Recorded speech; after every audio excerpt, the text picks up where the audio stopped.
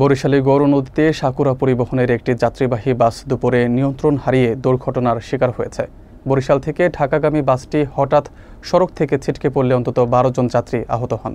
গৌর নদী highway police ও fire service দ্রুত ঘটনাস্থলে গিয়ে আহতদের উদ্ধার করে হাসপাতালে পাঠায়। চিকিৎসকরা জানান কয়েকজন যাত্রীর অবস্থা গুরুতর। বিস্তারিত থাকছে মোহাম্মদ সিফাত হোসেনের প্রতিবেদনে।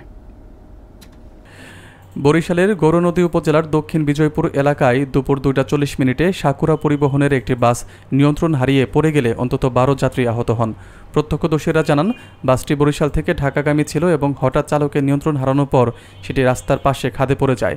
বাসটি ছিটকে গেলে যাত্রীরা বিভিন্নভাবে আঘাত পান এবং ঘটনাস্থলে পড়ে থাকা কয়েকজনকে তাৎক্ষণিকভাবে উদ্ধার করে স্থানীয়রা। খবর পেয়ে গৌরনদী হাইওয়ে পুলিশ ও ফায়ার সার্ভিসের একটি দল দ্রুত ঘটনাস্থলে এসে আহতদের উদ্ধার করে উপজেলা স্বাস্থ্য কমপ্লেক্সে নিয়ে যায়। কর্তব্যরত চিকিৎসকদের বক্তব্য অনুযায়ী কয়েকজনের অবস্থা আশঙ্কাজনক হলেও সবাই চিকিৎসাধীন রয়েছেন এবং প্রয়োজনীয় চিকিৎসা সেবা দেওয়া হচ্ছে।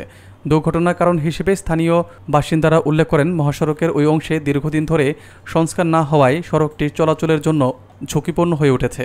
তারা জানান খানাখন্দের কারণে যানবাহন সহজে নিয়ন্ত্রণ হারাতে পারে, যা দুর্ঘটনার ঝুঁকি বাড়িয়ে দিচ্ছে। এ পরিস্থিতিতে তারা দ্রুত সড়ক সংস্কারের দাবি জানিয়েছেন যেন ভবিষ্যতে এ ধরনের দুর্ঘটনা এড়ানো সম্ভব হয়। ঘটনাটি এলাকায় আতঙ্ক সৃষ্টি করলেও উদ্ধার কাজ দ্রুত সম্পন্ন হওয়ায় পরিস্থিতি স্বাভাবিক হয়।